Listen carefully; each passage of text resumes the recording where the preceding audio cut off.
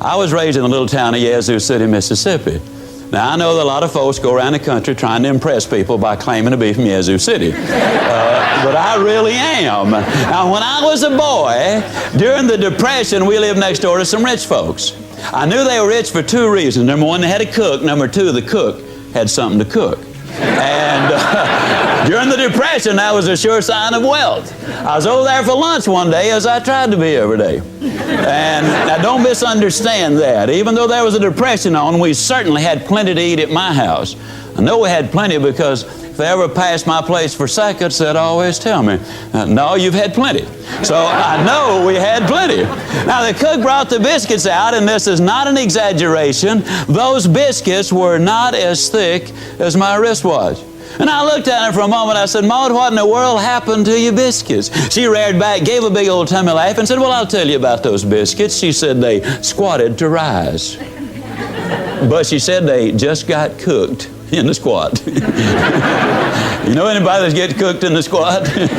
You know anybody who's going to do something just as soon as, or they're half a mind to do such and such a thing? You ever have anybody say, well, you know, wait till the kids get out of school and then I'll really get involved in this project. We got so many things going on right now. Wait till they're out of school. Wait till summertime comes and then I'll really get busy. The kids get out of school, you know what they say then? Well, you know, I didn't realize it, but I got to take the kids somewhere every day. I had more time when they were in school. Wait till they get back in school and then I'll really get busy. Kids get back in school, you know what they say then? Well, you know, for the first time in 19 years, dear old Central High has finally got a winning football team, and you got to support the kids there. Wait after the football season is over, then I'll really get busy. Football season then, you know what they say then? Well, here it is, Thanksgiving and Christmas and New Year's, and people don't want to be bothered with this sort of thing this time of year. Wait till after the first of the year, man, then I'll really get busy. After the first of the year, you know what they say?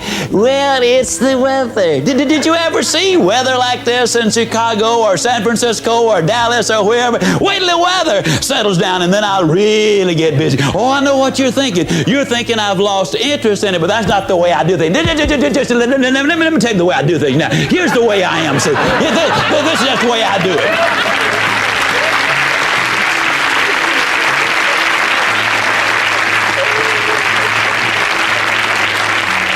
See, the way I do things is I get everything organized. I get it lined up. I have everything in just such and such order. And then, man, once I get it all put together, that's when I really get after it. I mean, that's just the way. I've always been that way. Do things that way. I know some of these other folks are ahead of me right now, but you just wait. I'll catch them. But this weather, it is just so horrible. Wait till it clears up. And the weather clears up, you know what they say then? Well, here it is. It's Easter time. And Easter time, you know, that's a family time. And we always spend a lot of time together. And you said so yourself. The family is extremely important to you. You do the work for the family, and if you can't spend some time with them, you might as well not do all of the work. I mean, wait till after Easter's over, then I'll really get busy. And then after Easter, you know what they say?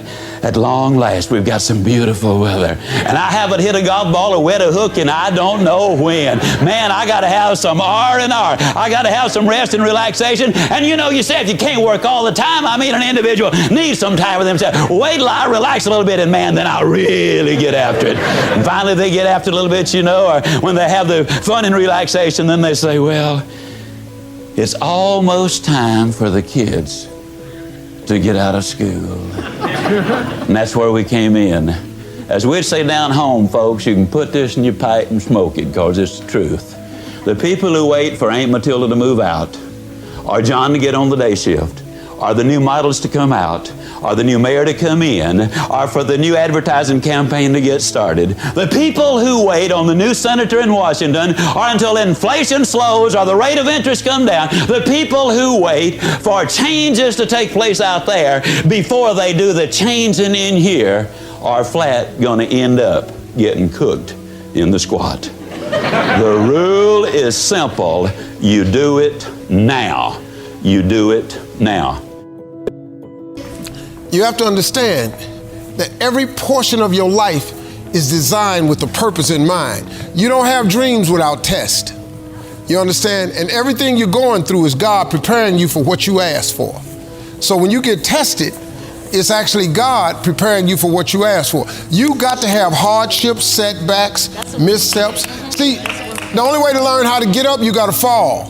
Only way to learn how to get over, you got to be under. The only way to learn how to win, you got to lose. Only way to appreciate the laughter, you got to be crying.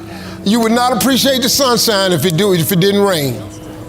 You would not love the morning sunlight if it never got dark. It is designed that way in life, man. So you need everything that happens to you to happen in the exact order. You don't like it. I didn't like being homeless. I didn't like living in a car. I didn't like getting divorced. I didn't like losing everything twice. I didn't like none of that. But it was preparing me for a life he had for me.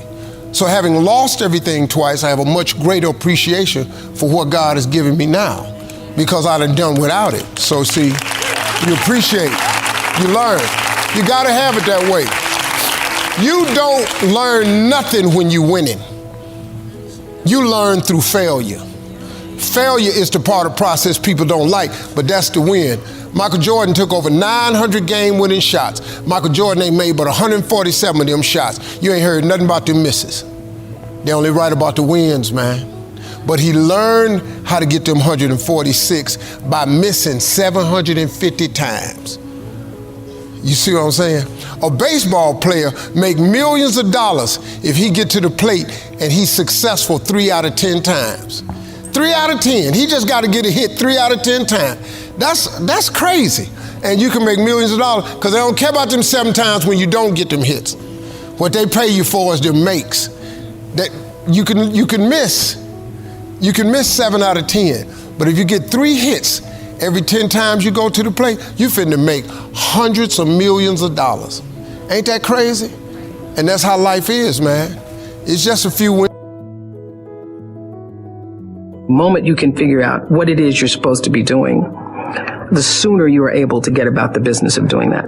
The way through the challenge is to get still and ask yourself, what is the next right move?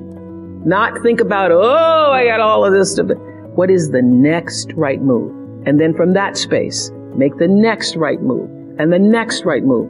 And not to be overwhelmed by it because you know your life is bigger than that one moment. You know you're not defined by what somebody says is a failure for you, because failure is just there to point you in a different direction.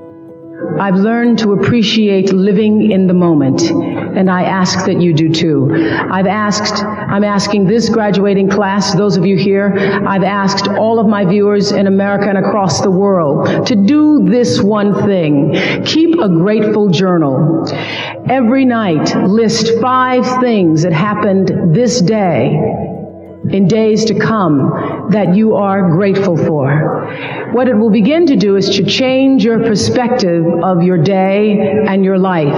I believe that if you can learn to focus on what you have, you will always see that the universe is abundant and you will have more.